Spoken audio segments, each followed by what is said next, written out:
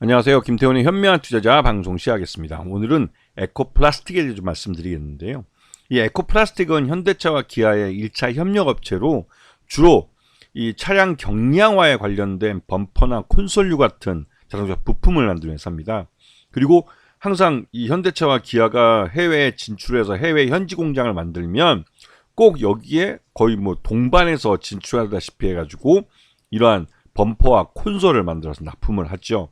그만큼 현대차와 기아의 그 실적에 연동이 돼서 실적이 움직이는 그런 업체입니다. 그리고 우리나라 현대차와 기아의 최대 국내 공장인 울산 공장에 거의 독점으로 범퍼를 납품하고 있기도 합니다. 그 밑에 보시면 에코플라스틱이나 그 계열사 아이아나 뭐 코머스 같은 회사들이 이 이름만 대면 알만한 현대차와 기아의 주요 그 모델들의 이 범퍼와 콘솔을 납품하고 있는 걸 알 수 있습니다. 그래서 이 범퍼와 콘솔이 전체 매출액에서 가장 많은 부분을 차지하고 있죠.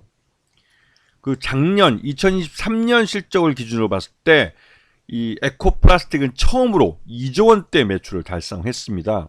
이건 엄청 큰, 그러니까 자동차 부품 회사로 2조 원대 실적을 낸다는 건 정말 대단한 것이죠.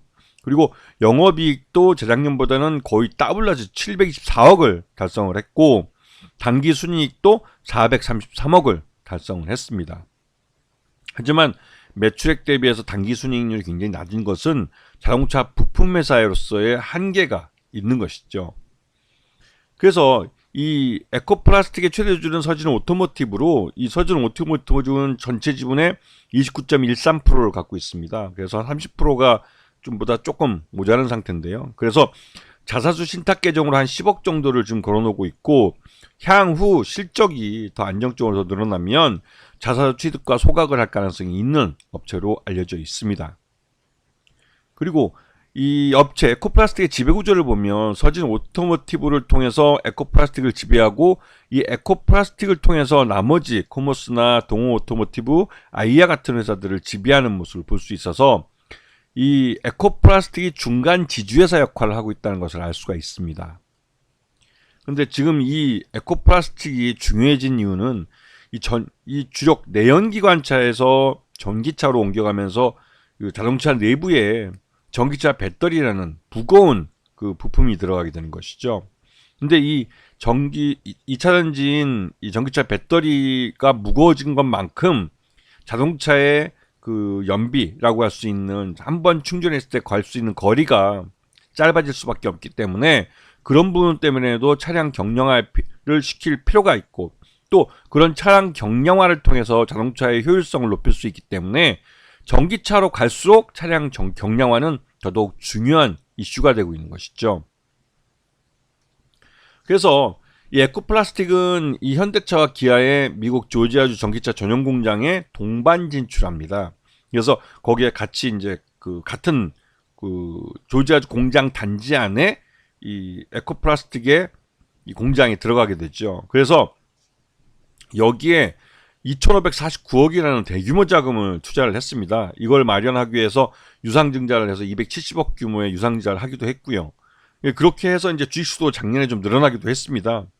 그렇게 하면 이제 에코플라스틱 아메리카의 매출 추정치를 보게 되면 원래 처음 양산을 하기로 했던 건 2025년이었지만 요번에 좀 앞으로 당겨서 2024년 올해 10월 달부터 현대차와 기아는 양산을 하기로 했고 거기에 맞춰서 에코플라스틱은 미국 공장 그 에코플라스틱 아메리카의 영업을 시작을 했습니다. 그래서 미리부터 한번 그 각 이제 테스트 공정을 거쳐서 이제 양산을 한번 시험하고 있는 상황이죠.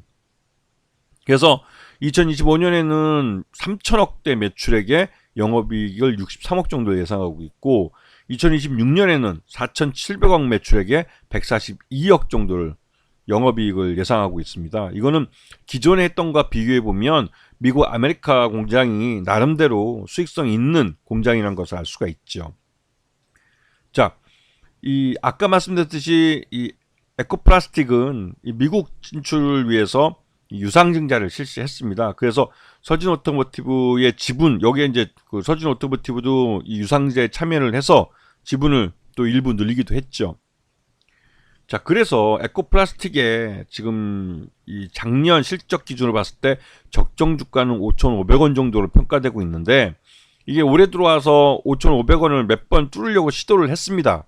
하지만 번번이 지금 그러지 못했는데, 이건 이제 현대차가 작년 하반기 때부터 해서 전기차를 중심으로 해서 재고 조정에 들어갔고, 그 재고 조정 그 와중에 올해 새해 들어와서 그 우리나라뿐만 아니 내수뿐만 아니라 해외 수출에서도 이 자동차 쪽에서 그 이 일부 좀 경기 침체의 그 여파로 자동차 판매량 자체가 작년 이맘때 1분기와 비교했을 때 그렇게 뭐 좋지 않은 것 같아요. 물론 아직까지 이제 현대차에서는 그 이 1분기 실적에 대해서 아직 발표를 하지 않았습니다. 하지만 전반적으로 예년치 수준 정도밖에 안 됐다고 이제 알려지면서 이 실적이 지금 5,500원 이 가격 벽에 부딪혀 있는 모습입니다. 근데 이거는 하반기로 갈수록 현대차가 이제 10월 달에 전기차 공장을 가동하게 되면 그 조자주 공장을 가동하는데, 거기에 그 전기차만 하는 게 아니라 하이브리드 차를 홀류해서 같이 이제 생산을 하게 되면 미국 조자주 공장이 연산 30만 대인데 그 조기에 달성할 수 있지 않을까라는 기대감이 있고, 이 에코플라스틱은 나름대로 이 미국 조지아주 공장에 동반해서 진출했기 때문에 그 수혜를 받지 않을까 생각이 좀 듭니다. 그래서 지금 이 에코플라스틱은 그 작년 실적보다도 못한 주가대에 흘러내린 건 올해 1분기 실적이 그렇게 좋지 않을 거라는 불안감 때문에 그게 주가의 발목을 잡고 있고, 그게 어떻게 보면 올 하반기를 생각하신다면 주가를 이 에코플라스틱을 싸게 살 수 있는 기회를 주고 있는 거라고 볼 수가 있습니다. 길게 본다면 이 바닥이 얼마일지 모르겠지만 에코플라스틱에 대해서 장기적인 안목을 갖고 접근해야 될 시기가 아닐까라고 생각해 봅니다. 자, 오늘 방송 여기서 마치겠습니다. 감사합니다.